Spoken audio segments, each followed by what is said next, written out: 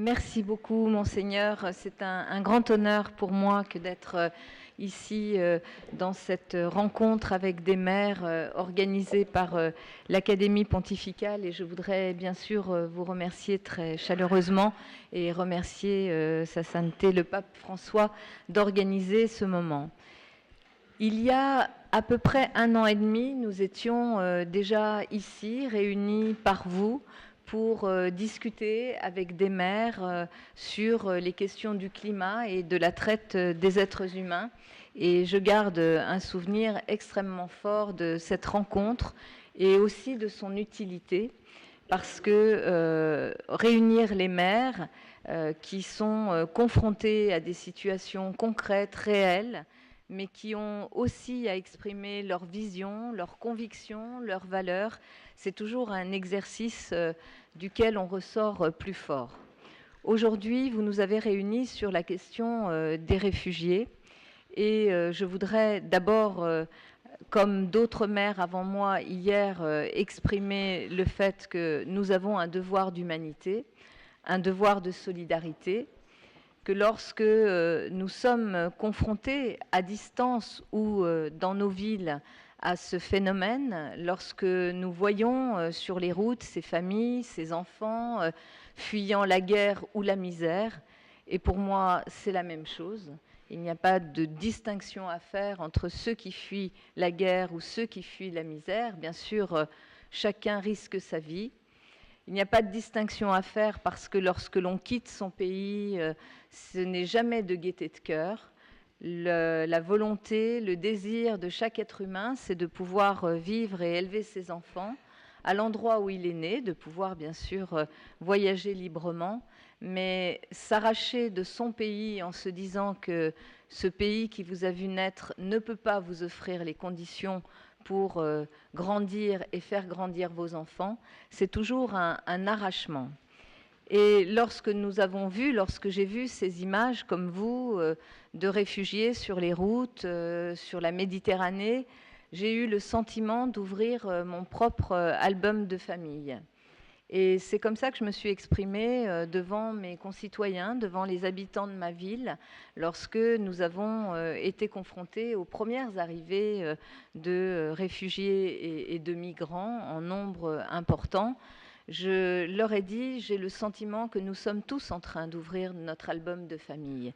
Parce que le propre de l'Europe, le propre d'une ville comme Paris, c'est d'être une ville qui s'est construite sur les migrations, sur les réfugiés. Paris est une ville qui, dans l'histoire, a toujours joué un rôle dans l'accueil, dans la conjugaison de toutes les influences, qu'elles soient philosophiques, religieuses, politiques, économiques, spirituelles. Et Paris, pour moi, devait garder ce rôle-là. J'ai conscience, en disant cela, devant des maires notamment italiens ou des maires de Grèce et de pays confrontés plus encore que la France et que Paris à des vagues de migration extrêmement importantes, que ce que nous avons à gérer en France est beaucoup plus faible que ce qui se passe sur les côtes de l'Italie ou sur les îles grecques. Nous avons, depuis 1 an et demi, accueilli à Paris et mis à l'abri environ 25 000 personnes qui sont arrivées, pour beaucoup bien sûr chassées par les conflits en Syrie et donc beaucoup de réfugiés venant de l'Irak, mais aussi de l'Afghanistan. Et puis bien sûr, nous sommes comme partout en Europe aussi confrontés à une migration d'un autre ordre qui est sur la corne de l'Afrique, et nous avons donc beaucoup d'Érythréens et de populations soudanaises. Lorsque nous avons été confrontés, avant l'été, au début de l'année 2015, à cette arrivée plus massive de réfugiés, bien sûr que dans mon pays, comme dans tous les autres pays, la question de faut-il les accueillir ou pas s'est posée dans le débat public et dans le débat politique. Il y avait 2 attitudes à avoir. Soit on considérait qu'il valait mieux ne pas en parler parce qu'en parler, c'était d'une certaine façon alimenter la peur de l'autre et faire monter les populismes et les extrêmes. Certains ont choisi cette voie. Il y avait une autre voie, celle qu'on a choisie avec toute mon équipe, et j'ai plusieurs de mes adjoints ici à Paris, qui a été dire non, il y a une réalité, ces personnes sont là, on doit les accueillir dignement, on doit en parler et entraîner avec nous nos concitoyens que nous ne pouvons pas enfermer dans l'idée préconçue qu'ils seraient populistes et qu'ils auraient peur de l'autre parce qu'ils seraient différents. Et on a opté pour cela. Ça n'a pas été facile parce que, comme dans beaucoup de pays, la discussion avec les gouvernements centraux, la peur de la montée des populismes faisait que beaucoup poussaient pour qu'on n'en parle pas, on ne fasse rien et qu'on attende.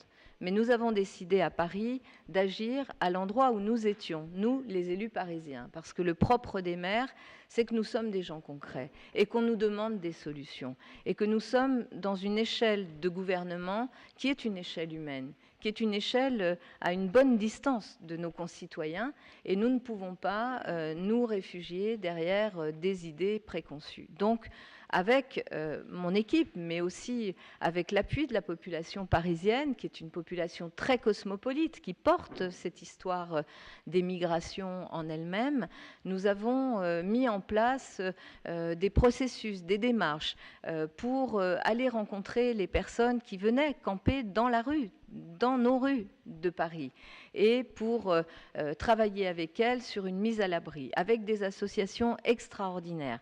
Je pense à l'association Emmaüs, je pense à l'association France Terre d'Asile et beaucoup d'autres. Nous avons mis en place ensemble une démarche, et cette démarche qui, au début, n'était pas tout à fait acceptée par le gouvernement central, a fini par s'imposer comme une démarche.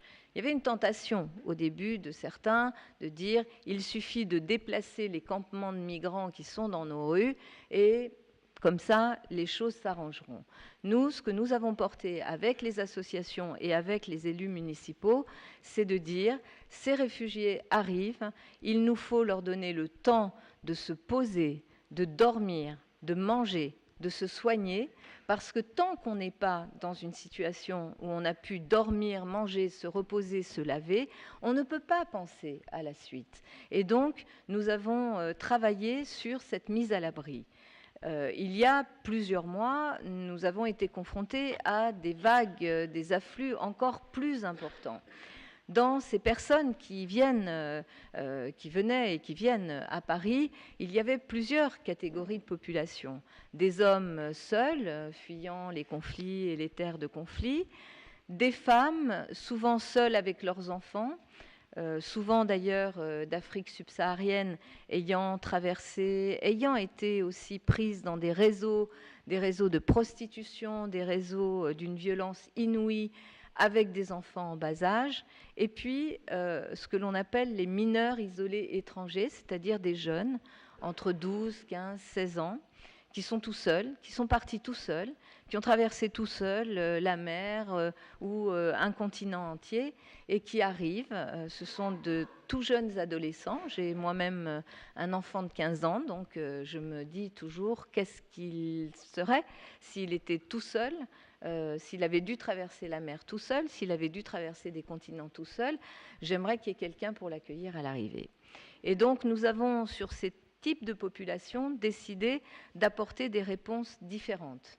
Dans un premier temps, parce que nous n'avions pas suffisamment de soutien de l'État sur les dispositifs, les hébergements d'urgence, nous avons, nous, assumé la prise en charge immédiate des jeunes mineurs et des familles avec enfants. Dès que nous voyions des personnes à la rue, femmes avec enfants ou mineurs, nous les sortions de cette précarité, de ce danger que constitue la rue, pour les mettre dans des centres que nous avons ouverts. Nous avons fait de la place partout où on pouvait faire de la place. On a récupéré des bâtiments municipaux dans Paris, à l'extérieur de Paris, pour loger ces personnes. Pour les jeunes mineurs isolés étrangers, on avait déjà un certain nombre de mesures pour les accompagner, mais on les a bien sûr accrues. Nous avons plus de 1500 jeunes aujourd'hui que nous suivons et nous assumons la responsabilité de parents vis-à-vis d'eux. Et puis pour les hommes adultes, là, on a fait de la place et quand on s'est trouvé vraiment à l'étroit parce qu'on n'avait plus de place, là, j'ai demandé au gouvernement de m'aider à ouvrir un lieu, un centre où toutes ces personnes pourraient justement se poser, dormir, manger, être soignées, parce qu'il y a aussi des maladies.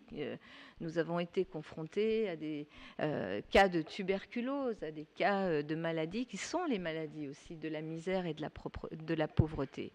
Et donc, dans un premier temps, le dialogue n'a pas été simple avec le gouvernement, mais je leur ai dit, si vous ne m'aidez pas, je le fais quand même.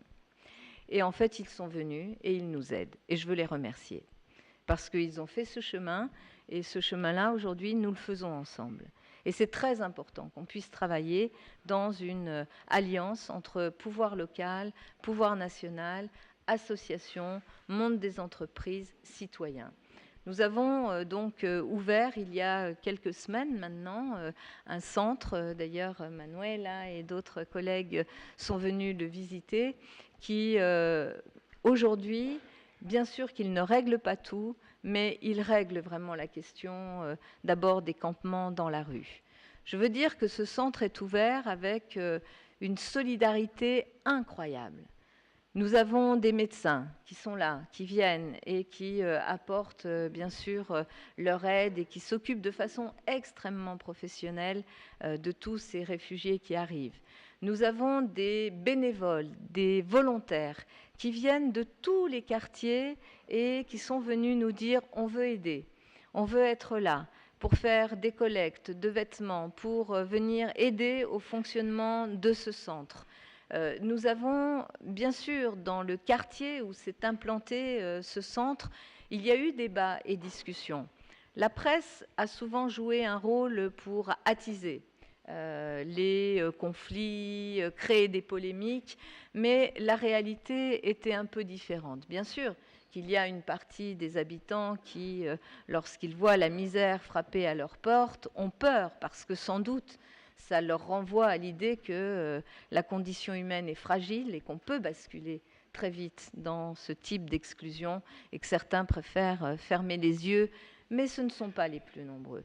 Dans une ville comme Paris, il y a une solidarité exceptionnelle et même dans ce quartier, les habitants sont venus aider. On a beaucoup discuté avec eux, avec les élus du 18e arrondissement, on a beaucoup discuté avec les habitants et cela produit quelque chose qui est d'une énergie extrêmement impressionnante et moi, ça me rend optimiste.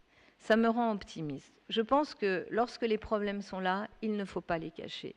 Lorsque les problèmes sont là, qu'on est démunis parce que l'ampleur du problème fait qu'on n'est pas préparé à vraiment le résoudre et le solutionner, on sait qu'on peut compter aussi sur les citoyens, sur les entreprises aussi. Nous avons des entreprises, je pense à une entreprise qui travaille dans l'agroalimentaire à Paris, qui est venue me voir en me disant « nous, on apportera les repas à tous ces réfugiés » et qui le fait. Donc, y compris des entreprises privées qui pourraient seulement être intéressées par leur activité, sont venues. Et donc, cela crée un mouvement qui est un mouvement très positif et qui rend optimiste. Bien sûr, il faut porter cette parole, faire reculer le populisme, la peur de l'autre, avoir conscience qu'il ne faut pas laisser non plus sur le côté ceux qui, dans nos villes, sans être des réfugiés, sont des personnes en situation très précaire. Et nous avons voulu, parce qu'on a senti à un moment que, d'ailleurs, l'extrême droite en France posait le problème en ces termes, il s'occupe des réfugiés étrangers, mais il laisse nos pauvres dans la rue.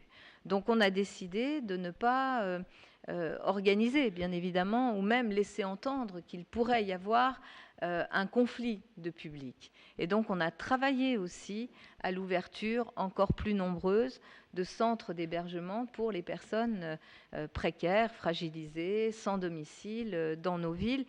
Et ce travail-là, nous le faisons avec les associations et avec les Parisiens. La condition, c'est d'entraîner toute la population. Mais en même temps, c'est une condition qui est assez facile à réunir, y compris dans d'autres villes de France qui ont accepté de prendre leur part de réfugiés, de demandeurs d'asile. Il y a eu parfois des manifestations d'hostilité, un refus de certains élus ou de certains habitants de voir arriver chez eux des réfugiés, souvent en utilisant la peur du terrorisme, en disant forcément ces gens-là peuvent être liés avec ces réseaux terroristes. Mais quelques mois après l'arrivée de ces personnes, le constat est quasiment le même partout, y compris dans des toutes petites villes ou des petits villages. C'est que la coexistence, la cohabitation, voire même l'inclusion de ces populations, ça rend tout le monde plus fort. Et je crois que c'est ça le message que nous devons porter. Il faut se battre contre les idées reçues. Il faut bien sûr être vigilant et lucide. Ça n'est pas simple quand l'Europe est confrontée à une crise économique de se dire qu'on doit partager ce territoire et forcément ce dont on dispose pour vivre. Ça n'est pas simple, mais en même temps, et que le réflexe peut être un réflexe de peur, le premier réflexe, mais que en même temps, la mobilisation, le dialogue, faire appel à nos valeurs, faire appel à ce qu'il y a de plus fort dans ce que nous sommes en tant qu'êtres humains, dans cette nécessité de vivre en bonne intelligence, en bonne harmonie avec les autres, il y a une capacité à faire sortir cela. Et je veux vous dire aussi qu'en France, l'Église nous a beaucoup aidés. Elle nous a beaucoup aidés parce qu'au moment où ça pouvait balancer, par exemple, à Paris, entre le refus absolu d'accueillir les réfugiés ou l'accueil. L'Église, Monseigneur le cardinal 23, les prêtres, les paroisses, mais aussi les autres religions se sont impliqués en rappelant le devoir moral, le devoir de solidarité qui incombait à chacune et à chacun d'entre nous. Et les paroisses se sont beaucoup impliquées, non seulement dans le message, mais aussi dans l'action concrète. Et c'est pour ça qu'on a réussi tous ensemble. Je pense que dans ce genre de situation de crise, c'est vraiment la conjonction, se mettre ensemble, dépasser les différences. Il y a des croyants et des non-croyants, mais il y a des êtres humains, et faire appel à l'humanisme de chacun. Pour certains, ça s'appelle la foi, pour d'autres, ça s'appelle l'humanisme, mais c'est la même chose. Enfin, en tous les cas, je pense que c'est la même chose. C'est faire référence à ce que l'on a d'humain en nous et qui nous connecte aux autres. Et je crois que ça rend nos sociétés plus fortes. En tous les cas, aujourd'hui, nous avançons au jour le jour avec ces dispositifs. Nous allons ouvrir un nouveau centre pour les femmes et les enfants dans le sud de Paris. Voilà, nous continuons parce qu'il faut sans cesse être très pragmatique et s'adapter, mais je pense qu'il y a une fierté aujourd'hui des habitants de ma ville à se dire que face à cette tragédie humanitaire, nous ne sommes pas restés sans agir. Je veux conclure sur une rencontre que j'ai eue cette semaine avec le maire de Alep-Est, qui est venu à Paris pour nous alerter bien sûr sur la situation dramatique de sa ville, pour demander la mise en place d'un corridor humanitaire qui permette, il y a encore 30 000 enfants qui sont à Alep, et il n'y a plus suffisamment de denrées alimentaires pour alimenter la population, et donc il y a un risque et un début de famine. Il n'y a plus de médicaments, les hôpitaux ont été bombardés, donc il n'y a plus de quoi soigner les 200 000 ou 250 000 habitants qui restent encore à Alep, et il y a une demande de sa part. Il m'a remis un courrier pour sa souveraineté, le pape François, que je vous remettrai, Monseigneur, et je crois que nous pouvons peut-être aussi leur dédier une partie de nos débats et de nos discussions, parce que là aussi, le drame humanitaire ce que nous vivons, nous, dans nos villes, a aussi pour origine, bien évidemment, le drame de notamment cette ville symbole en Syrie. Et donc, je veux leur dédier les derniers mots de mon propos. Je vous remercie.